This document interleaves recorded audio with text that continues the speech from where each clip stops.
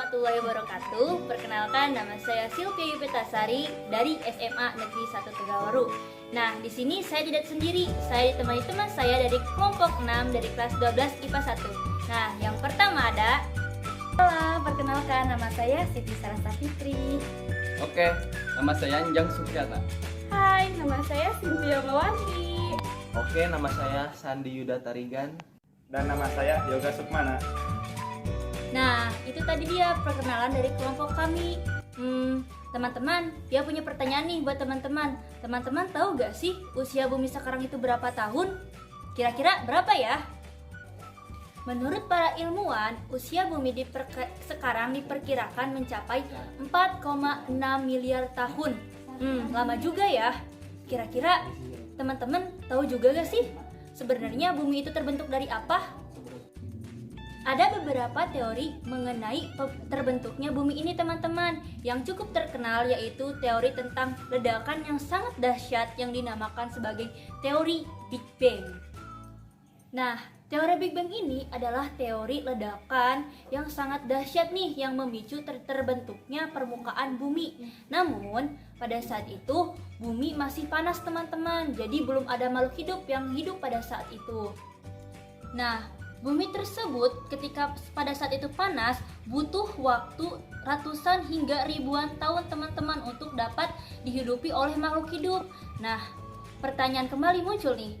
Kira-kira makhluk hidup itu terbentuk dari apa ya? Atau asal-usul makhluk hidup itu dari mana? Apakah dari tanah, dari udara, dari air, atau dari mana nih makhluk hidup itu berasal? Nah, dari pertanyaan tadi muncul yang namanya pendapat mengenai evolusi. Nah, kira-kira teman-teman tahu gak sih apa itu evolusi? Nah, evolusi itu berasal dari bahasa Latin yang disebut evolver atau membuka gulungan. Nah, kita dapat menganalogikannya seperti kita membuka gulungan kertas nih teman-teman. Ketika kita membukanya secara perlahan, maka tulisannya semakin kita buka itu akan semakin berbeda. Nah, itulah yang dinamakan sebagai evolusi dalam bahasa Latin. Nah, kemudian bahasa tersebut merujuk lagi nih pada bahasa Inggris yang dinamakan evolution atau perubahan secara bertahap. Nah, ada beberapa teori yang mendukung mengenai evolusi tersebut. Yang pertama itu dikemukakan oleh Charles Robert Darwin. Dia mengemukakan bahwa evolusi itu terjadi karena adanya perubahan alam atau seleksi alam. Dia membuat sebuah contoh itu dari seekor jerapah. Dia mengemukakan nih bahwa jerapah itu ada dua jenis. Yang pertama itu ada yang lehernya panjang dan yang kedua itu ada lehernya yang pendek.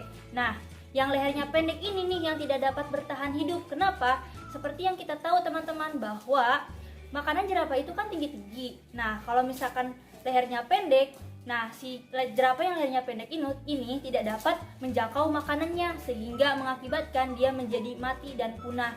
Nah, yang bertahan hidup itu jerapah yang lehernya tinggi. Nah, evolusi juga itu terkenal dalam sebuah buku karya seorang ilmuwan bernama Charles Robert Darwin dalam bukunya yang berjudul On the Origin of the Species. Nah, si Darwin mengemukakan nih bahwa makhluk itu berevolusi nih teman-teman dari yang makhluk yang sederhana menjadi makhluk yang lebih kompleks kembali. Teori yang kedua itu ada teori dari Jean-Baptiste de Lamarck. Dia mengemukakan bahwa evolusi itu bisa terjadi karena adanya perubahan lingkungan.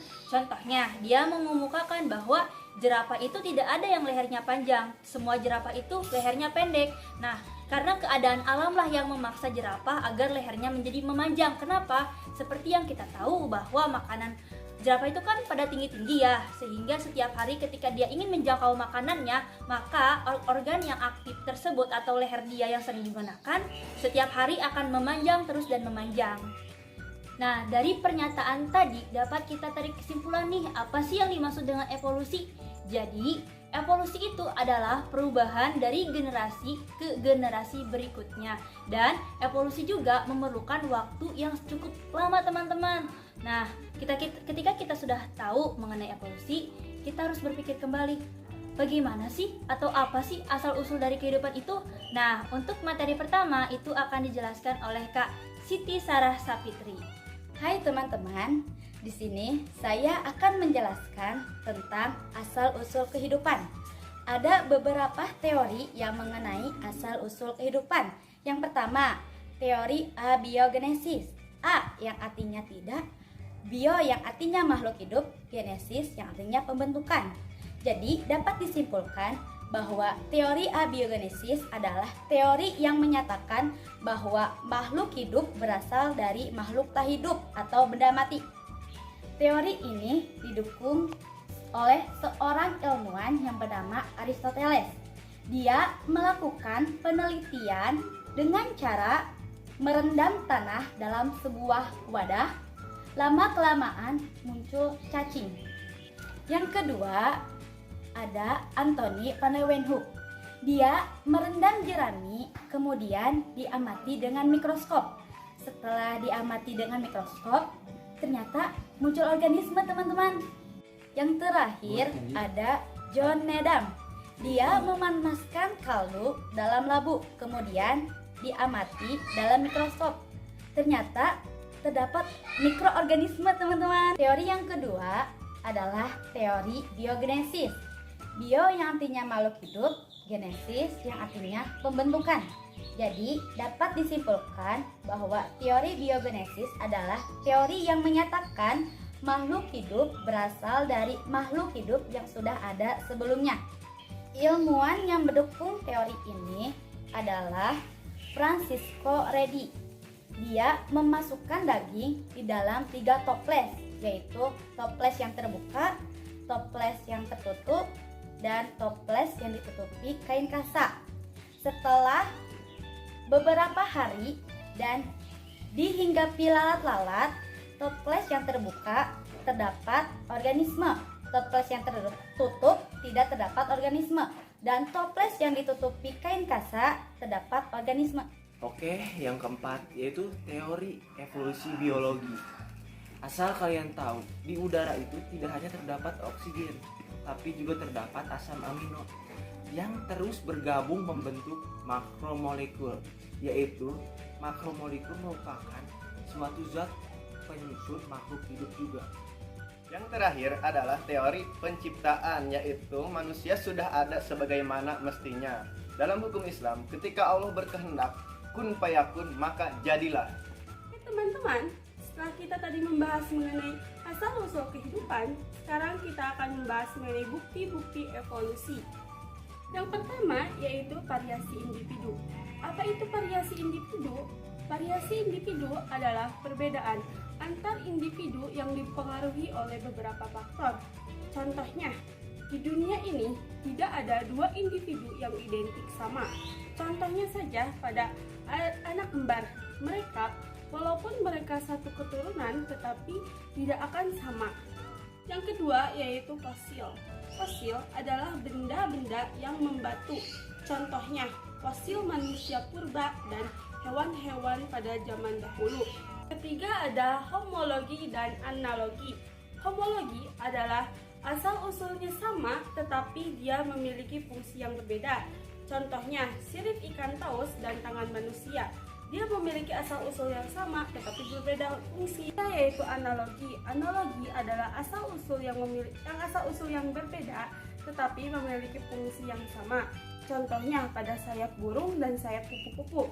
Dia memiliki fungsi yang sama, yaitu untuk terbang, tetapi memiliki asal-usul yang berbeda. Karena sayap burung itu termasuk ke dalam golongan apes dan kupu-kupu termasuk ke dalam insekta.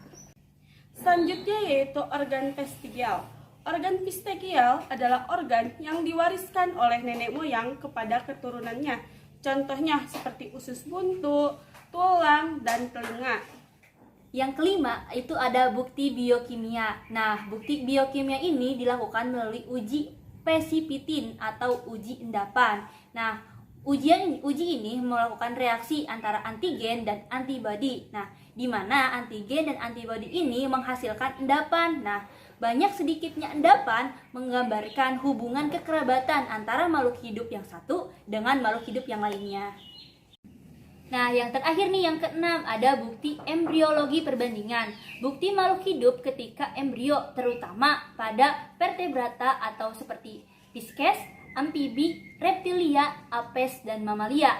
Ketika berbentuk embrio itu sama bentuk embrionya. Itu dia tadi pembahasan mengenai apa itu evolusi dalam biologi yang sudah dijelaskan oleh teman-teman saya tadi. Mungkin cukup sekian dari kami. Mohon maaf bila banyak kesalahan. Sampai jumpa. Wassalamualaikum warahmatullahi wabarakatuh.